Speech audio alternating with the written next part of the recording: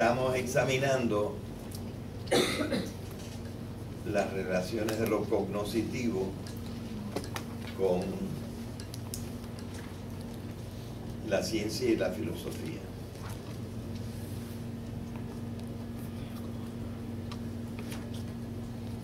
Pero también, por ejemplo, hemos estudiado y hay una clase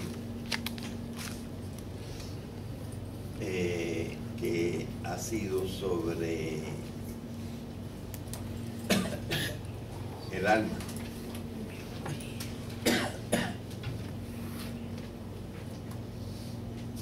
Porque tenemos que ir como perfilando bien qué se puede decir del alma. Ahí trae las pastillitas. ¿Qué se puede decir del alma, verdad? De una manera ya un poquito anticuada de hablar de las funciones superiores de la mente. Eso no quiere decir que no seamos religiosos. Eso quiere decir que lo que es el alma no es una cosa, sino una función de una cosa. O mejor dicho, una serie de funciones superiores de una cosa, que es el cuerpo evolucionado del hombre, emergido hasta dar productos que no son materiales, porque el conocimiento no es material, el amor no es material,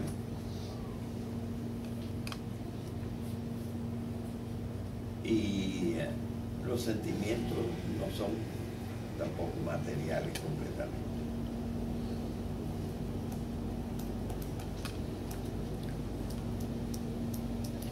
Yo no he estado mencionando la comunicación, pero la comunicación entra, ¿verdad? La que está en el verdecito es también una tremenda función mental superior. La hemos separado un poco porque la comunicación es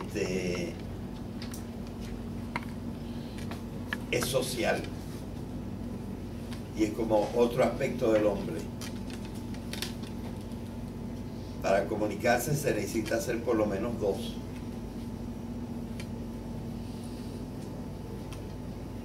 Pero la comunicación, uno lo que comunica son o pensamientos o acciones que hace para los demás, o comunica sus sentimientos, dice cómo se siente. Así que es parte de las funciones mentales superiores.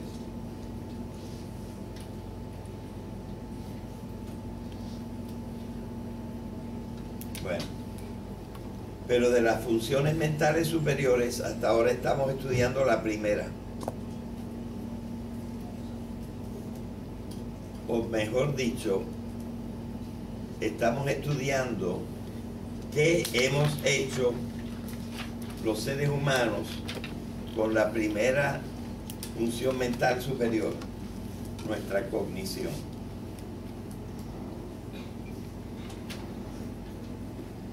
Y las veces que he hablado más de esto,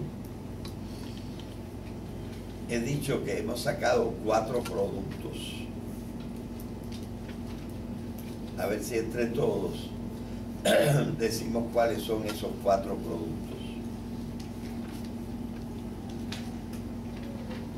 Que la cultura, la nuestra también, ha sacado gracias a la cognición que tiene, lo cognoscitivo.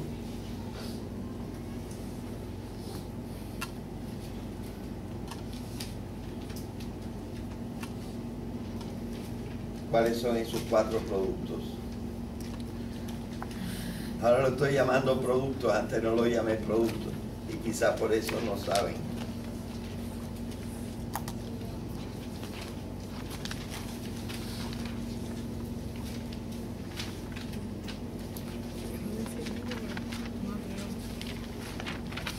Voy a decir el primero. Los saberes populares. La gente sabe y ha organizado sus saberes populares sobre cómo tratar a los niños, sobre cómo cocinar, las plantas que dan buen sabor a la comida, las plantas que curan, cómo tratar a los vecinos.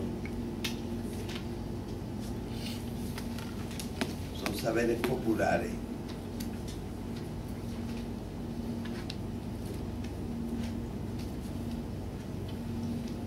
Bueno, además de eso, ¿qué otra cosa hemos mencionado que tienen las culturas? Muy bien, en todas las culturas hay algunos hombres que han dado ese producto especialísimo, unos escritos de sabiduría. Y hay algunos que no están escritos, pero que la gente dice por las noches sentados en sus sillones. Se lo dice a sus hijos y a sus amigos.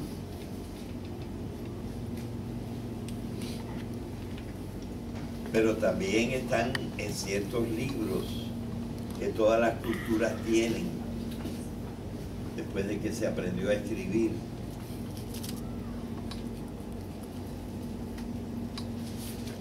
Es decir, no hay ninguna cultura humana sin sabiduría. Y esta gente pues son como los maestros de esas culturas.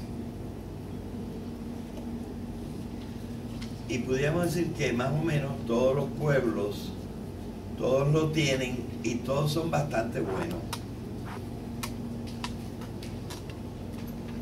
Claro, también se puede corromper.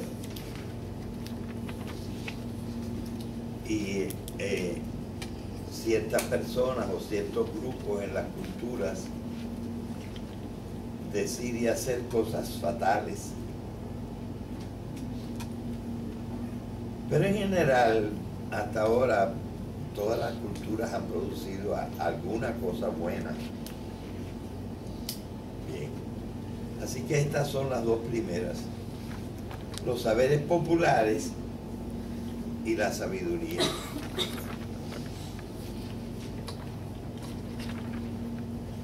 Pero poco a poco ha habido 2 más que hemos mencionado. ¿Cuáles son las otras cosas que hemos mencionado?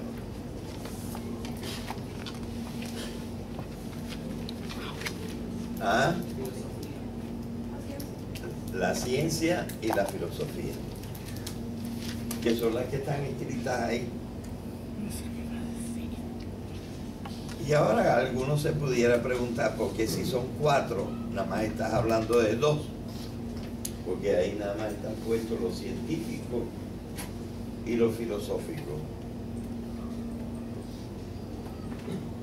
Bueno, mi explicación de eso sería lo siguiente. La ciencia es como un refinamiento de los saberes populares.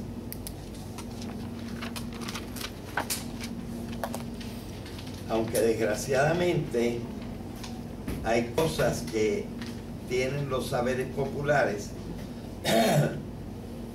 que no están recogidas en las ciencias. Y por eso nosotros siempre tenemos que volver a los saberes populares para examinarlos, analizarlos, criticarlos, y sacar lo esencial, lo bueno. Porque muchas cosas se olvidan. Pero podemos considerar la ciencia como un refinamiento de los saberes populares. Y claro, también un acrecentamiento. Porque ahora hay muchas cosas que nunca estuvieron en los saberes populares y de los cuales ahora sabemos y podemos decir y hablar. ¿Verdad? Pero el producto refinado, pudiéramos decir, es la ciencia. Y la ciencia ha hecho adelantar al hombre lo indecible.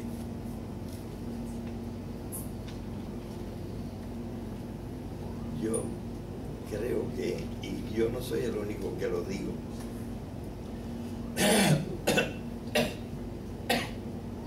hay un filósofo que yo he estudiado un poco desde hace muchos años, un tipo que se llama Edmund Husserl, y este dijo, como del Renacimiento para acá, yo creo que el hombre es diferente. Ha logrado tantas cosas y ha llegado a niveles que no tenía antes. Y yo creo que por lo menos en parte eso es verdad. Y que la ciencia ha hecho mucho, ha contribuido mucho a ese cambio.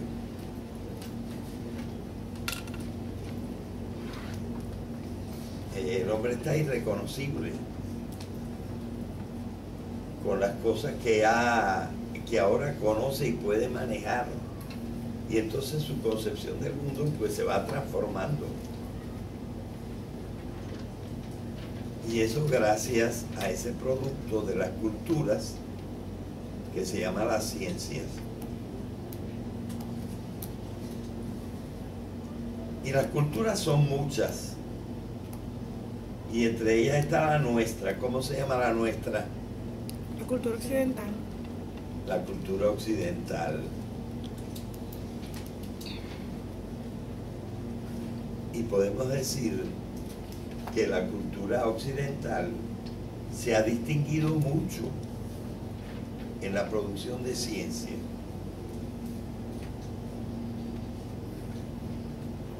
Afortunadamente también esta ciencia está siendo aprovechada y ahora también la hacen adelantar otras culturas. Es decir, ahora hay otras culturas humanas que han asimilado la ciencia, la que tenían y la que tomaron de nosotros, y están produciendo también cosas nuevas. Y la gente culta de nuestra cultura debe saber que nosotros no somos los únicos que hemos hecho ciencia, ni los únicos que hemos tenido sabiduría. Ok. Y ahora hace falta decir primero una primera palabrita sobre la filosofía,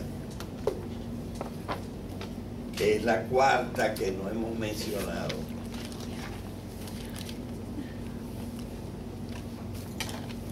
Aunque no exclusivamente, no lo único, podemos decir esto de la filosofía.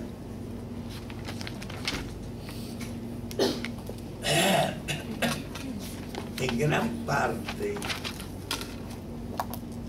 la filosofía es la forma que ha tomado la sabiduría en Occidente.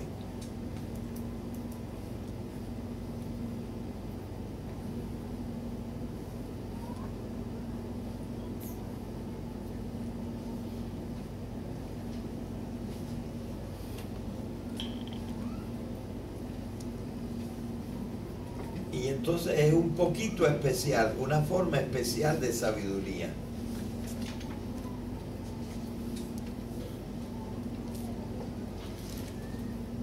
Bueno, la filosofía no está únicamente en Occidente,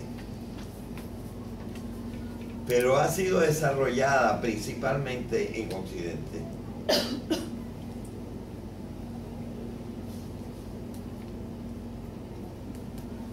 Ahora pasa una cosa.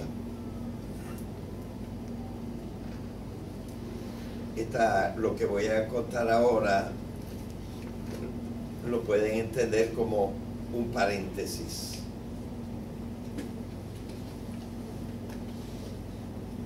Estamos en otro momento del mundo. Y en este otro momento del mundo, las culturas se han influenciado las unas a las otras, han cogido unas de otras y ahora no son tan distinguibles las culturas.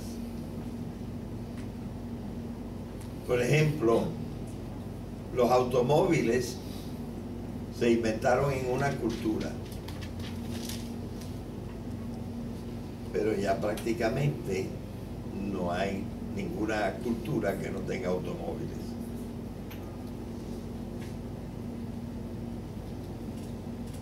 Es decir, por primera vez está apareciendo lo que algunos filósofos llaman la humanidad. Antes nosotros éramos un reguerete de gente.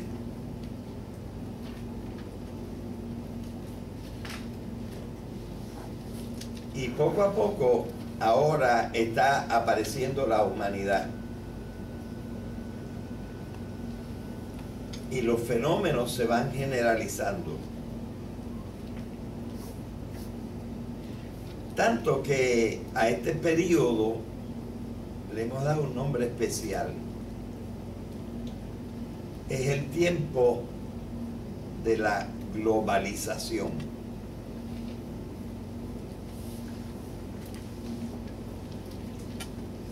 Hay un filósofo que yo estimo mucho,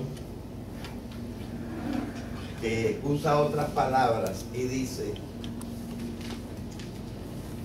por fin el hombre está llegando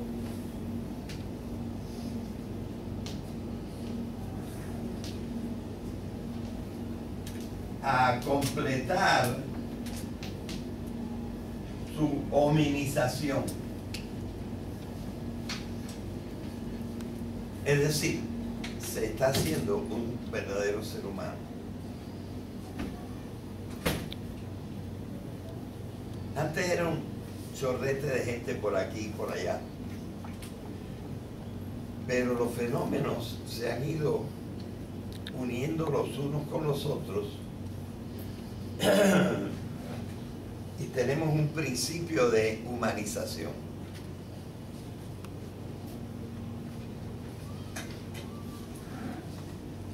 Recientemente he estado leyendo a otro señor diferente.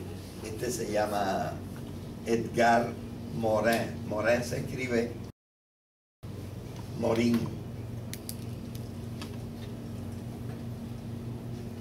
Dice, bueno, el hombre está adelantando un poquito en su hominización. Todavía como que no llegamos, pero estamos caminando hacia allá.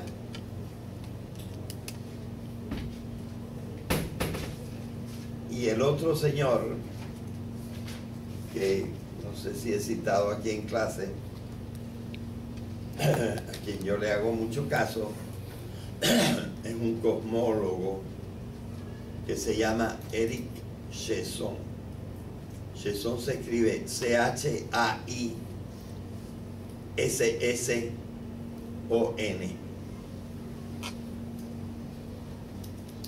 Y este dice: estamos a medio camino entrando en la era de la vida. O sea, este no habla de esa vida especial que se llama el hombre, este habla un poquito más bajito. Dice, todavía no se ha desarrollado completamente la era de la vida.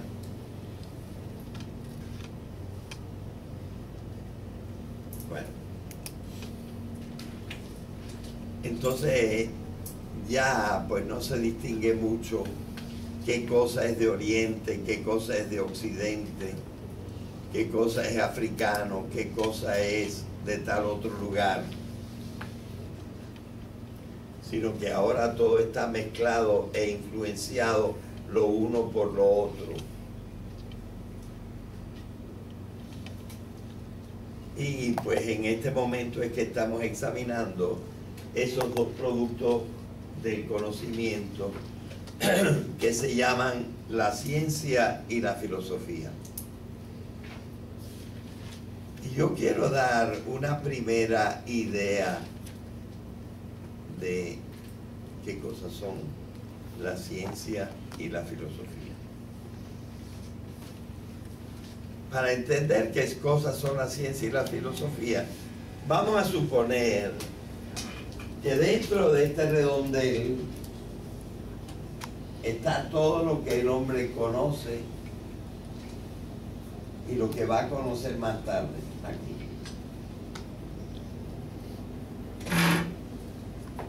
Y entonces una gente le interesa y se pone a aplicar su conocimiento a las cosas concretas y a los hechos.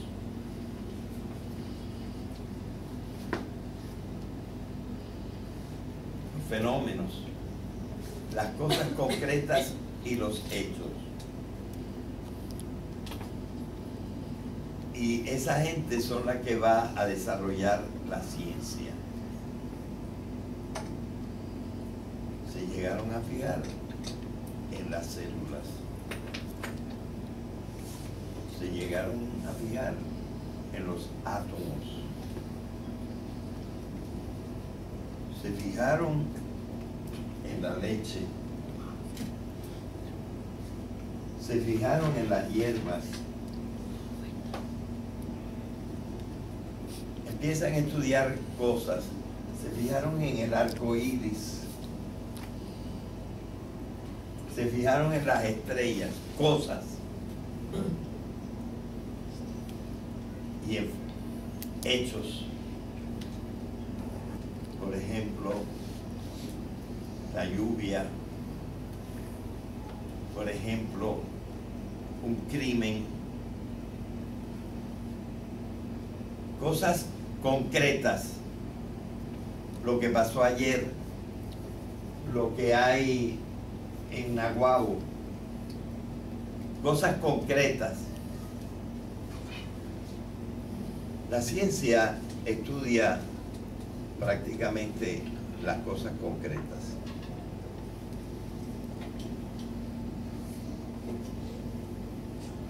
Y entonces va sacando notas de las cosas concretas.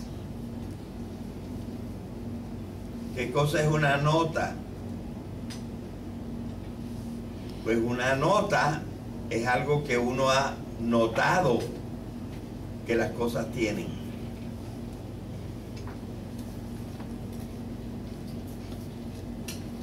Entonces la ciencia escoge las notas más importantes para describir las cosas concretas. Por ahí empieza la ciencia. Y entonces ven que unos animalitos tienen 4 patas y otros tienen 6 patas y otros tienen 8 patas y hasta hay algunos que dicen que tienen 100 pies. Están estudiando cosas concretas y partes concretas de cosas concretas.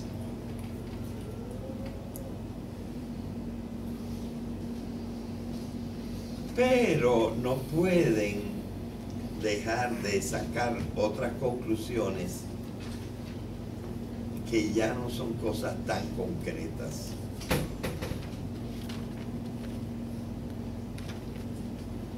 Por ejemplo, tienen que estudiar la presión de la sangre. Es concreto, pero la presión no es una cosa.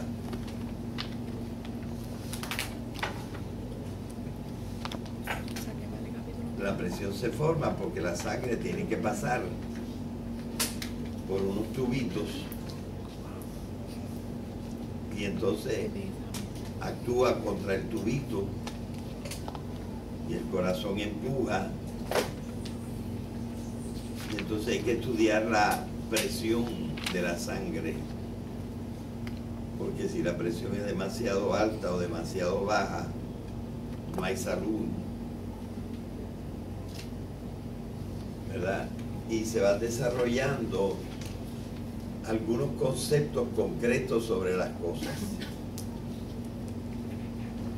Tenemos que estudiar la densidad de los líquidos. Tenemos que estudiar el peso, las medidas.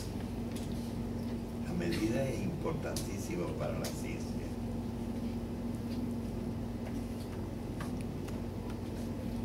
Estas medidas pues hay que tratarlas matemáticamente, de manera que aparecen unos conceptos que son los de aquí adentro para explicar las cosas concretas. Por cierto, yo en filosofía estoy llamando a esos objetos de la ciencia, esas cosas concretas, los estoy llamando los constituyentes individuales de la realidad. ¿De qué está constituida la realidad?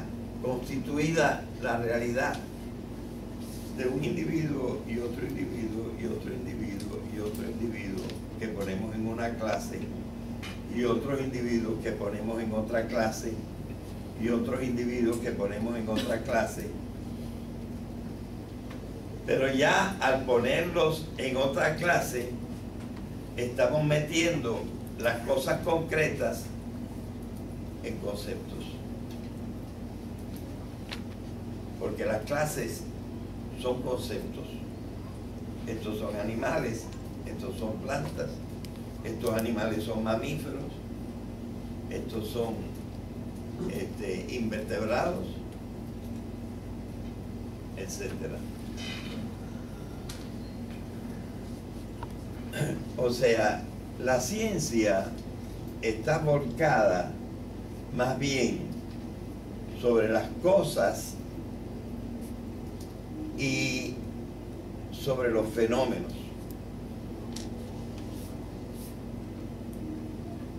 Y por eso la ciencia le da mucha importancia a la experiencia. Lo que podemos experimentar por los sentidos, porque ahí corroboramos cosas y hechos. Así que ese es el mundo de la ciencia mayormente. Sin embargo, la humanidad se ha fijado en otras cosas.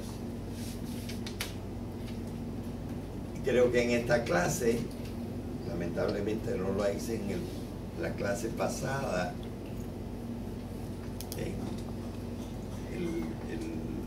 ¿qué día es hoy?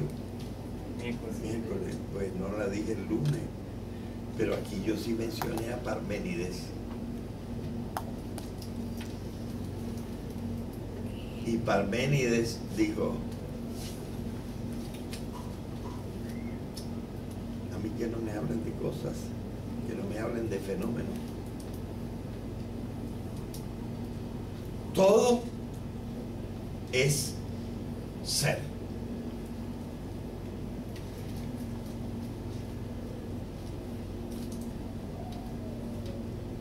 Lo único que hay es ser. Es verdad que también se habla de la nada, pero la nada es nada. Nada, no es nada. No existe la nada. Nada más existe el ser.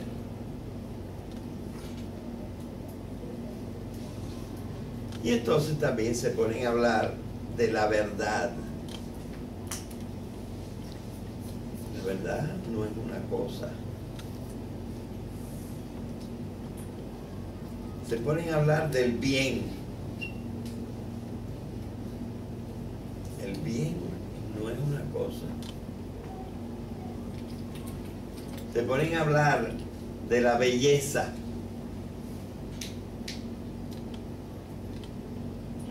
Se ponen a hablar de causas. Se ponen a hablar de la distinción entre ser y fenómeno.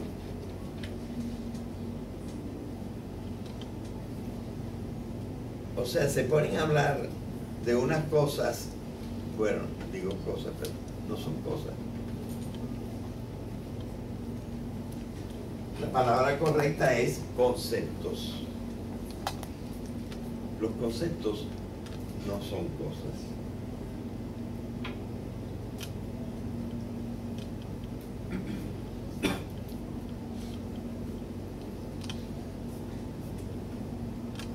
Pero no podemos pensar en las cosas sin conceptos.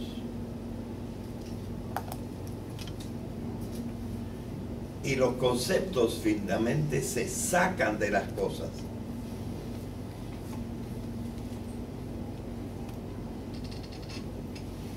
¿Cómo se sacan los conceptos de las cosas? Por un proceso mental que se llama la abstracción.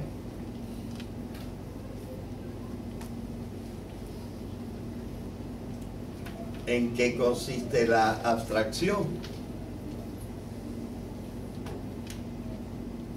En sacar notas importantes de las cosas. Ahí están las cosas y tú notas algunas cosas en las cosas que son más importantes que otras. Con las notas esenciales tú formas los conceptos. Esa es la abstracción. En la página del profesor está un artículo mío que yo escribí sobre el proceso de abstracción y cómo se debe estudiar en la escuela y en la universidad la abstracción.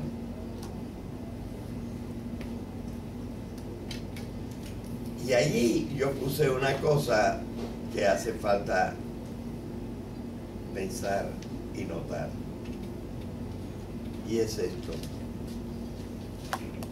No hay un solo grado de abstracción, sino que de una abstracción nosotros podemos sacar otra abstracción más amplia. Y de la segunda abstracción podemos sacar una tercera abstracción más amplia. Y de esa tercera podemos sacar una cuarta.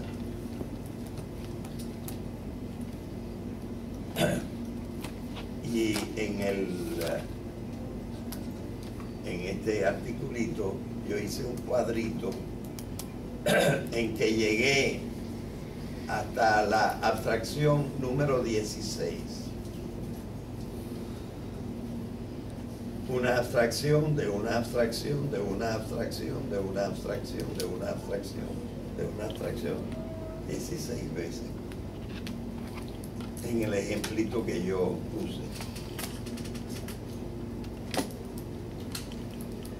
Es decir, que los conceptos pueden ser más cerca de las cosas o menos cerca de las cosas.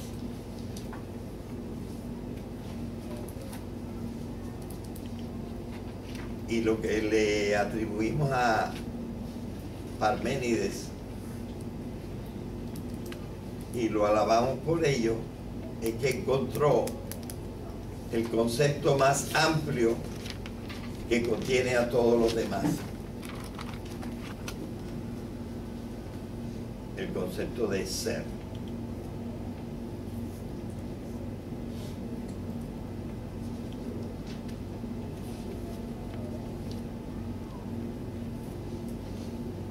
Pero fíjense, no puede haber un estudio serio de las cosas y de los hechos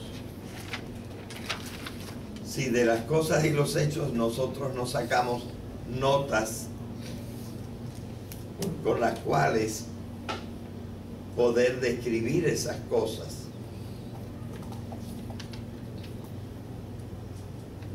Y no nos podemos quedar ahí, sino que esas cosas después, a ese nivel, las volvemos a estudiar y sacamos otras conclusiones, cada vez más abstractas. Los hombres en las diversas culturas, y sobre todo en la nuestra, han empezado a hacer estas abstracciones y a construir la ciencia y ver las relaciones entre una ciencia y otra. Y también han pensado de este lado y han sacado las ideas más generales posibles.